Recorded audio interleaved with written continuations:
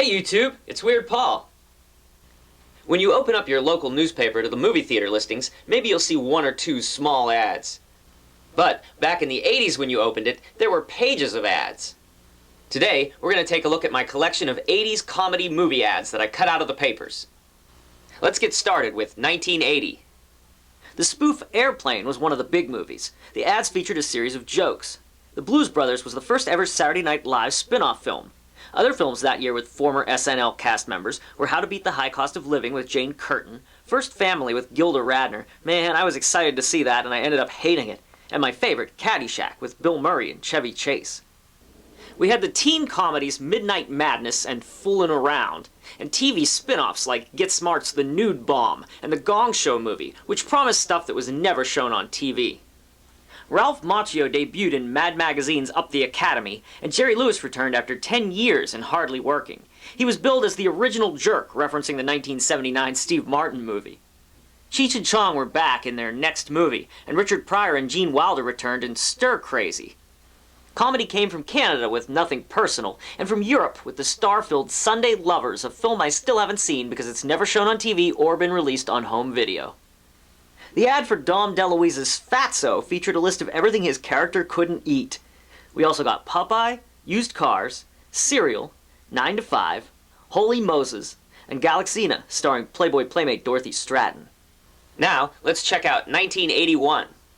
Some of the big hits were Dudley Moore in Arthur, Bill Murray in Stripes, and Mel Brooks' History of the World Part 1. We're still waiting for Part 2. Richard Pryor was back in Bustin' Loose, and Cheech and Chong returned in Nice Dreams.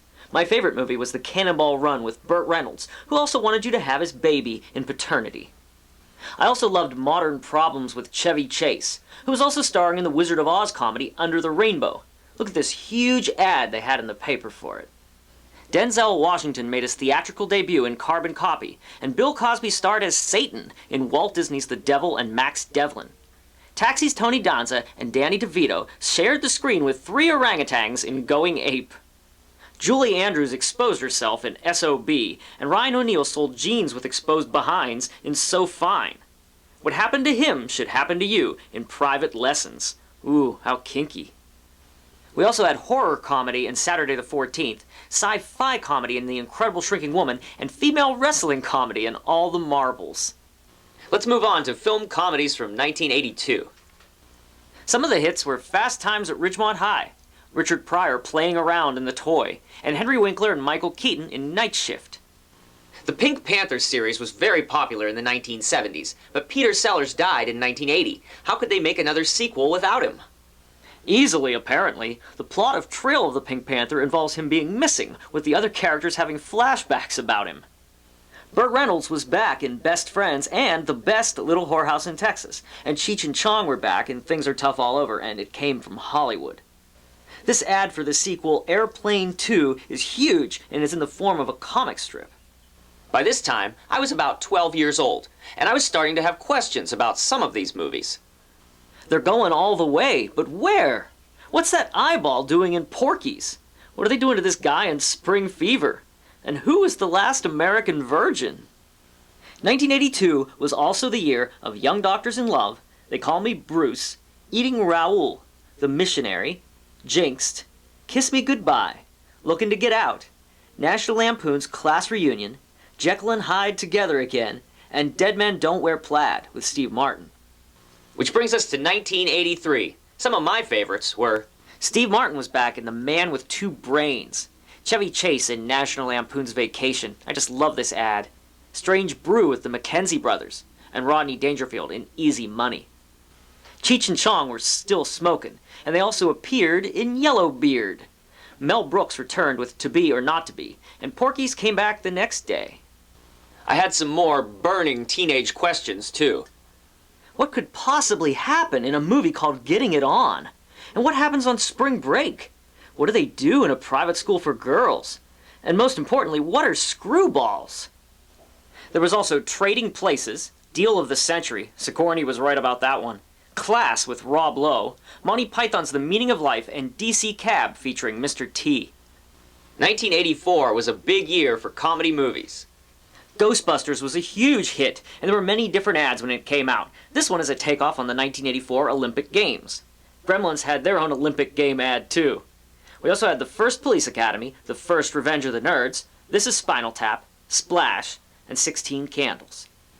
Burt Reynolds and company were back in Cannonball Run 2, and Dudley Moore was at it again in Unfaithfully Yours and Best Defense. The South African classic The Gods Must Be Crazy was finally shown in the US 4 years after it was first released. We also have Finders Keepers, Electric Dreams, Johnny Dangerously, Top Secret, Hard Bodies, and one of my favorites, Blame It on Rio. I didn't cut out as many ads during the rest of the 80s, but we'll take a look at what I have. Here's 1985 and 1986. Pee-wee's Big Adventure and Ferris Bueller's Day Off were two of the big hits. Chevy Chase was back in European Vacation and Spies Like Us, and Rodney Dangerfield went back to school.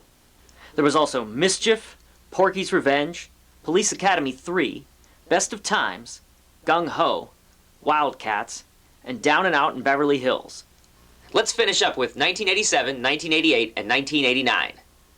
Sequels included Beverly Hills Cop 2, Police Academy 4, Short Circuit 2, Arthur 2, Crocodile Dundee 2, Back to the Future 2, and Big Top Pee-wee. Eddie Murphy also showed up in Coming to America and Harlem Nights. Chevy Chase was on The Funny Farm, Ernest went to camp, and Corey Haim got a license to drive. The big question was, who framed Roger Rabbit? My favorite movie of the late 80s was UHF with Weird Al Yankovic. And there was also Harry and the Hendersons, Dragnet, Inner Space, Hunk, Making Mr. Right, Roxanne, Adventures in Babysitting, Big Business, The Great Outdoors, War of the Roses, Penn and Teller Get Killed, and Weekend at Bernie's. I hope that you enjoyed seeing my collection of 80s comedy movie newspaper ads. If you did, don't forget to click on the like button down below. I'll see you soon with more memories. Thanks, YouTube.